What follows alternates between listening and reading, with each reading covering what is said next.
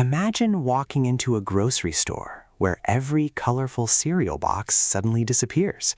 No cornflakes, no Cheerios, no Frosted Flakes, no Lucky Charms. For millions of people, breakfast would become strangely unfamiliar. But here's the strange part. The first breakfast cereal wasn't invented because people wanted something delicious. It was invented because a group of 19th century reformers believed the wrong breakfast could corrupt your body, your mind, and even your morality. In other words, your cereal wasn't originally food. It was medicine. Today, breakfast cereal feels completely ordinary. You pour it into a bowl, add milk, eat it in 5 minutes, and rush out the door. But behind that simple ritual lies one of the strangest stories in food history. It's a story involving religious movements, medical experiments, accidental discoveries, corporate betrayals, and one of the greatest marketing revolutions ever created.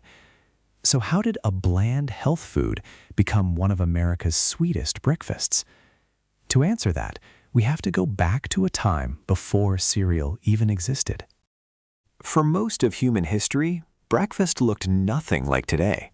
In medieval Europe, many people skipped breakfast entirely, unless they were children, laborers, or sick. When people did eat in the morning, meals were heavy. Bread, leftover meat, cheese, porridge, beer. Sometimes ale was safer to drink than contaminated water.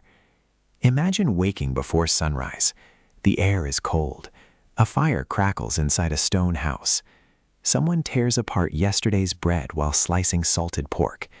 The smell of smoke mixes with boiling oats. That was breakfast, not colorful cereal floating in cold milk. By the 1800s, Americans took heavy breakfasts even further. Eggs, ham, steak, biscuits, fried potatoes, coffee. A huge meal made sense for people working farms or factories. But doctors began noticing something. Many middle-class Americans now worked in offices instead of fields, yet they kept eating like manual laborers. Some health reformers blamed these rich breakfasts for everything from indigestion to laziness. Whether they were right or wrong, they were about to change breakfast forever. In the late 19th century, one place became the center of America's health movement: the Battle Creek Sanitarium in Michigan. It wasn't exactly a hospital. It wasn't exactly a hotel. It was something in between. Thousands of wealthy guests came, hoping to become healthier through strict diets, exercise, fresh air, and unusual medical treatments. Leading the institution was Dr. John Harvey Kellogg. He believed food should be simple, very simple. He argued that spicy, greasy, and rich foods overstimulated the body.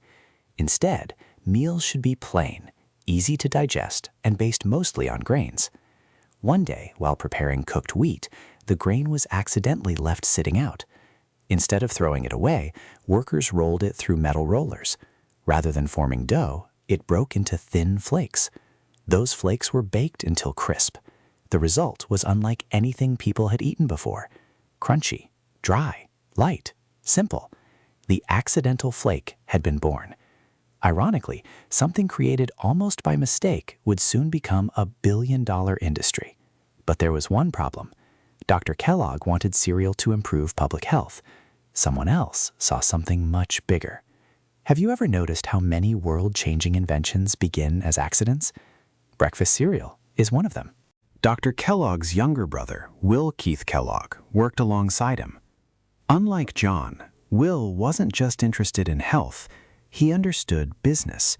People liked the flakes, but many thought they tasted boring. So Will had a controversial idea: add sugar. His brother hated the suggestion. The purpose of cereal, John argued, was discipline, not pleasure. The disagreement grew into a bitter family conflict. Eventually, the brothers split apart. Will started his own company. He improved packaging. He advertised aggressively. He made cereal easier to produce. Most importantly, he sold breakfast as convenience. Instead of cooking every morning, families simply poured cereal into bowls. It saved time. It fit modern life. It felt futuristic. The irony couldn't be greater. A food invented to reject pleasure became successful only after becoming more enjoyable. Business had defeated ideology, and the cereal wars had only just begun. The 20th century transformed cereal into something completely different. Competition exploded. Companies fought for attention on grocery shelves. Colorful boxes appeared. Free toys hid inside packages. Cartoon mascots smiled at children. Television commercials turned cereal into entertainment. Suddenly, breakfast wasn't just about nutrition, it became branding. Children began recognizing mascots before they could even read. Parents bought familiar characters. Companies discovered that emotional connection sold more cereal than scientific claims ever could. Walk through an American supermarket today. Entire aisles are dedicated to cereal. Hundreds of varieties: chocolate, honey, fruit flavors, marshmallows, protein, organic, gluten-free. The simple wheat flakes from Battle Creek had evolved into an industry worth billions. And yet, many boxes still quietly display images of fields, sunshine, and healthy grains, even when the ingredients tell a much sweeter story. This is where the story becomes more complicated. Many people believe cereal has always been a healthy breakfast. The reality is far more mixed. Early cereals really were designed with health in mind, but as competition increased, sugar became one of the industry's most powerful selling tools, especially after companies realized children influenced family shopping decisions. Throughout the 20th century, cereal advertising often highlighted vitamins, minerals, or whole grains.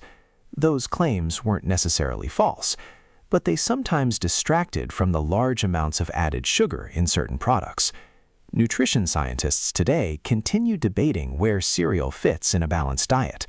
Some cereals are rich in fiber and whole grains. Others resemble dessert more than breakfast.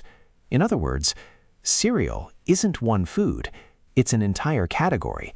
The biggest myth isn't that cereal is healthy or unhealthy. It's assuming every cereal is the same. History reminds us that they never were.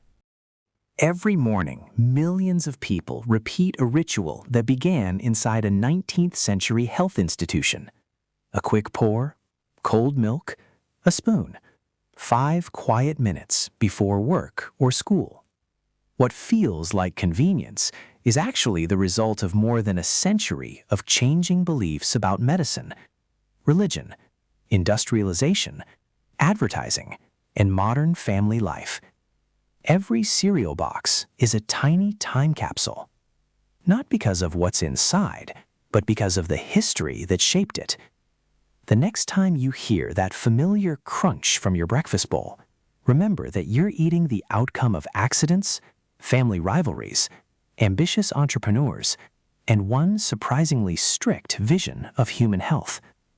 History often hides in ordinary places, not only inside museums, but inside kitchens, inside supermarkets, inside the foods we barely think about. If you enjoyed uncovering the forgotten history behind everyday life, consider subscribing. Because sometimes the most ordinary object on your breakfast table has the most extraordinary story behind it. And that's exactly the kind of history we'll uncover next.